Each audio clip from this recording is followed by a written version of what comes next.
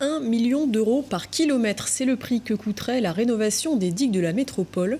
Hier, un programme de prévention des risques d'inondation a été voté par les élus de l'agglo.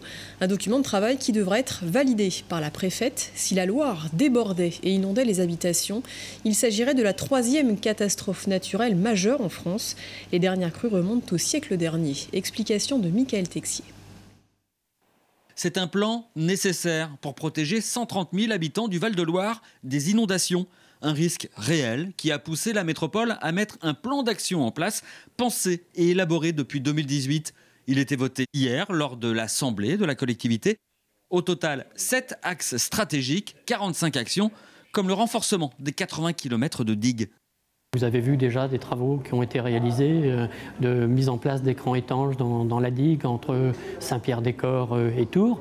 Cela va être complété. Il y a d'autres projets pour faire le même type d'intervention à partir de La Riche jusqu'à Saint-Genoux, derrière la commune de Berthenay, pour que ces villages soient moins exposés aux risques. Et puis il peut y avoir très ponctuellement également des endroits qui présentent des faiblesses.